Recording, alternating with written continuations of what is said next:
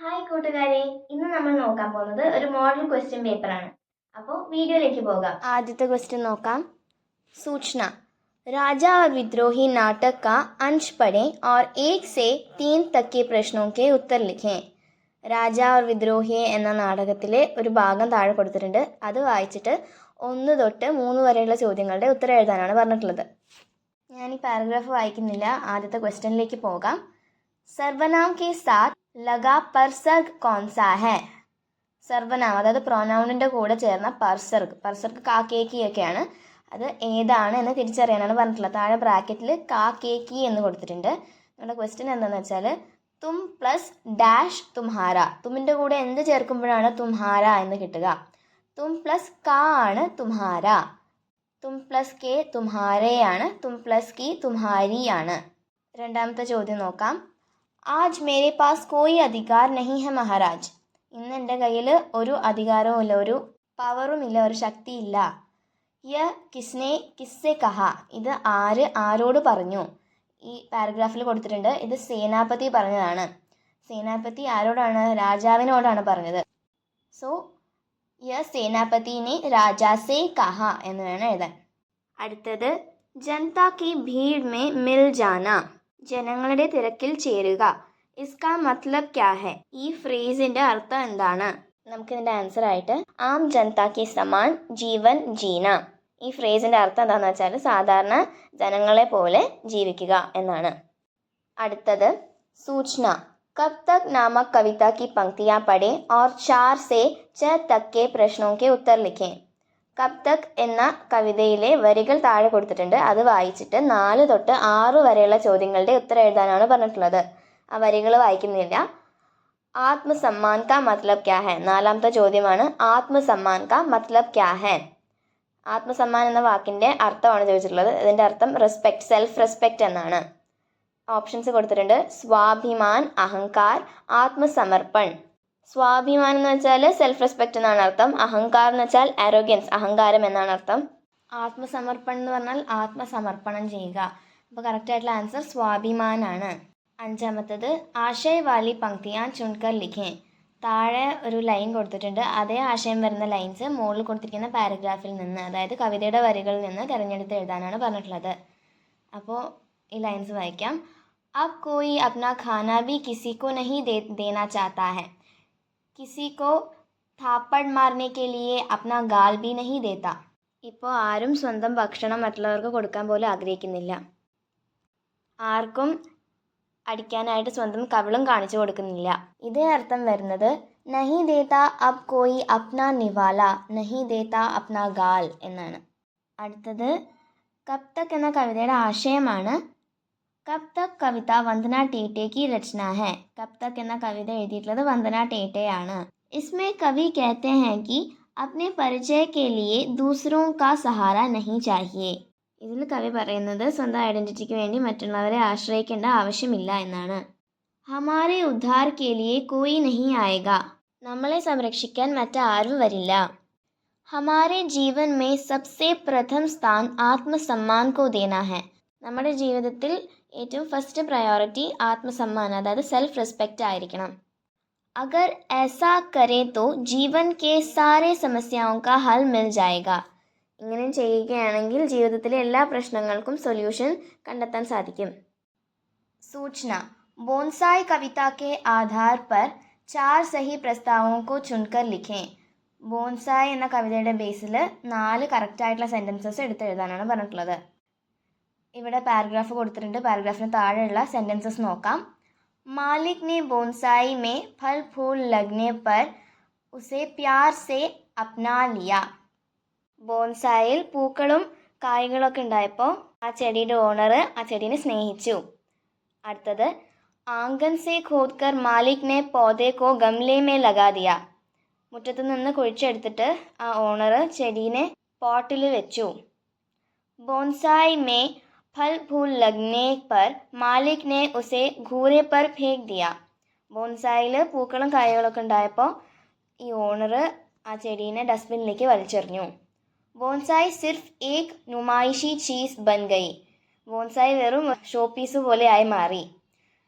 घूरे पर ബോൺസായി की जड़ें नहीं फैली. ഡസ്റ്റ്ബിന്നിൽ ബോൺസായിൻ്റെ വേരുകൾ പടർന്നില്ല. ധീരെ ധീരെ പൗധ ബോൺസായി മേ തബ്ദീൽ ഹോ ഗയി. പതുക്കെ പതുക്കെ ആ പോട്ടിൽ വെച്ചതിന് ശേഷം പതുക്കെ പതുക്കെ ബോൺസായി ആയി മാറി ആ ചെടി. ഒരു വൻമരമാകാൻ ചാൻസ് ഉണ്ടായിരുന്ന ചെടി ബോൺസായി ആയി മാറി. ഇതിൽ കറക്റ്റ് ആയിട്ടുള്ള സെൻറ്റൻസുകൾ: ആംഗൻ സെ खोद कर मालिक ने पौधे को गमले में लगा दिया. बोनसाई में फल फूल लगने पर मालिक ने उसे घूरे पर फेंक दिया. बोनसाई सिर्फ एक नुमाइशी चीज़ बन गई. ധീരെ ധീരെ പൗധ ബോൺസായി മേ തബ്ദീൽ ഹോ ഗയി. ഇതൊക്കെയാണ് ശരിയായിട്ടുള്ള 4 സെൻറ്റൻസസ്. അടുത്തത് സഹി Milan Kare. Match the following ആണ്. ഒരു സൈഡിൽ ബോൺസായി, ആംഗൻ, ജഡ്, ഫൽ, ഫൂൽ എന്ന് കൊടുത്തിട്ടുണ്ട്. അതിൻ്റെ അപ്പുറത്ത് അത് സൂചിപ്പിക്കുന്ന ഈ വാക്കുകൾ സൂചിപ്പിക്കുന്നത് എന്തിനെയൊക്കെയാണ് എന്ന് കൊടുത്തിട്ടുണ്ട്. അപ്പോൾ കറക്റ്റായിട്ട് മാച്ച് ചെയ്യാനാണ് പറഞ്ഞിട്ടുള്ളത്.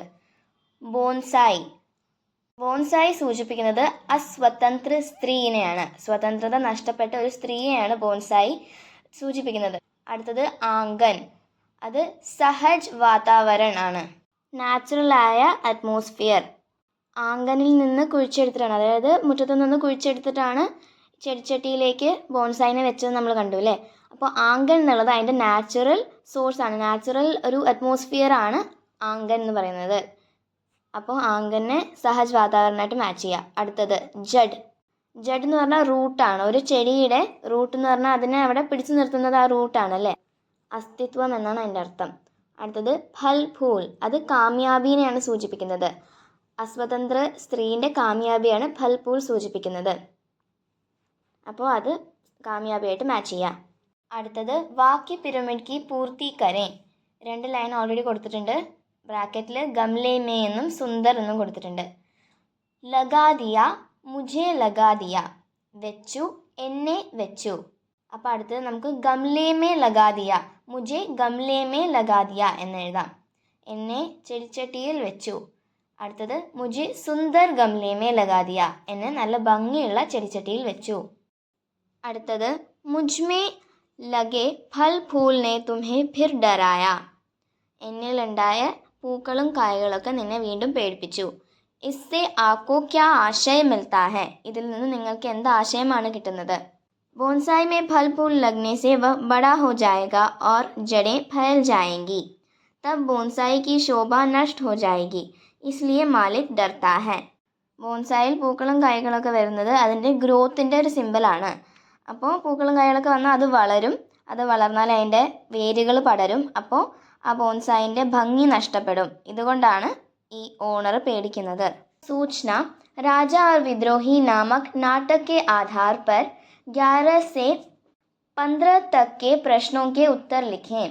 രാജ और വിദ്രോഹി എന്ന നാടകത്തെ ബേസ് ചെയ്ത് 11 തൊട്ട് 15 വരെയുള്ള ചോദ്യങ്ങൾക്ക് ഉത്തരം എഴുതാനാണ് പറഞ്ഞിട്ടുള്ളത്.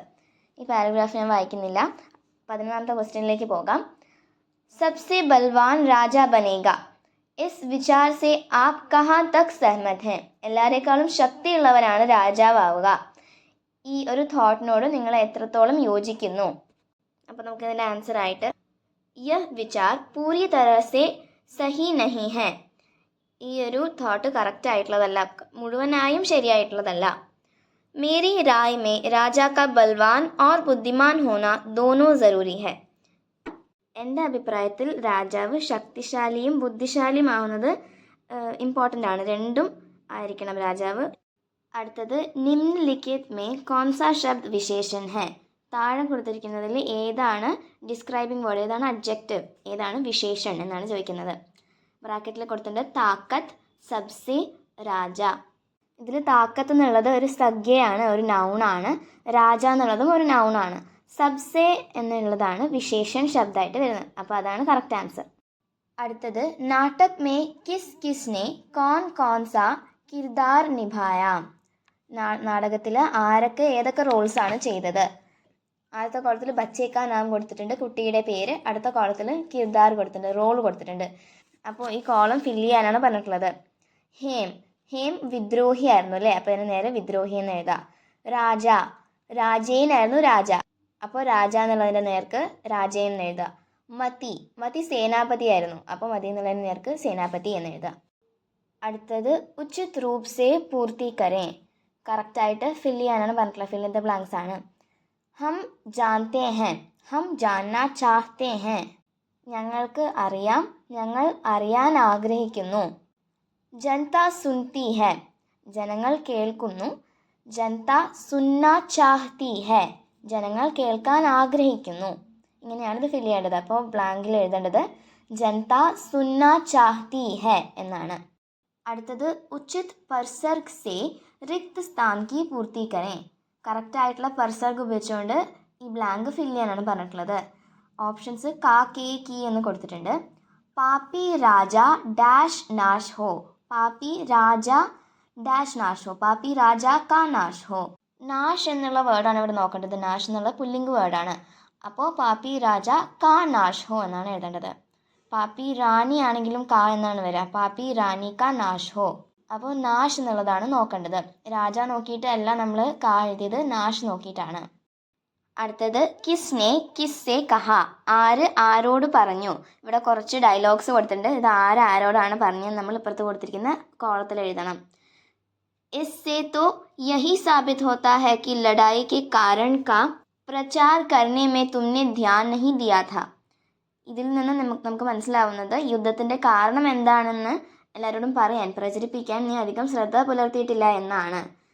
ഇത് പറയുന്നത് രാജാവാണ്. രാജാവ് സേനാപതിയോടാണ് പറയുന്നത്. ആദ്യത്തിൻ്റെ ആൻസർ രാജാനെ സേനാപതി സേ എന്നാണ്. രണ്ടാമത്തതിൻ്റെ ആൻസർ ജനതാനെ രാജാസേ ആണ്. അടുത്തത് ലേക്കിൻ രാജാ കി ഇച്ഛാ കെ സാമനെ ഹമേ സർ ജുക്കാനാ ഹി പടേഗ. പക്ഷേ രാജാവിൻ്റെ ആഗ്രഹത്തിന് മുന്നിൽ നമ്മൾ തല കുനിച്ചേ പറ്റുള്ളൂ. ഇത് പറയുന്നത് ന്യായാധീശാണ്. ന്യായാധീഷിനെ ജനതാസേ എന്ന് എഴുതണം. ന്യായാധീശ് ജനങ്ങളോടാണ് പറയുന്നത്. അടുത്തത് മഗർ രാജ ബന്നെ കെ ബാദ് തോ മഹാരാജ് ഏക് ബാർ ഭി ഹമാരെ ഘർ കെ സാമനെ സേ നഹി ഗുസ്രേ ഹൈ. പക്ഷേ രാജാവായതിനു ശേഷം ഞങ്ങളുടെ വീടിൻ്റെ മുന്നിൽ കൂടെ ഒരു പ്രാവശ്യം പോലും വന്നിട്ടില്ലല്ലോ. ഇത് ഹേമാണ് പറയുന്നത്. ഹേം സേനാപതിയോടാണ് പറയുന്നത്. അപ്പോൾ ഹേംനെ സേനാപതി സേ എന്ന് എഴുതാം. അടുത്ത വീഡിയോയിൽ കാണും വരെ ബൈ. സ്നേഹപൂർവ്വം മാളവിക.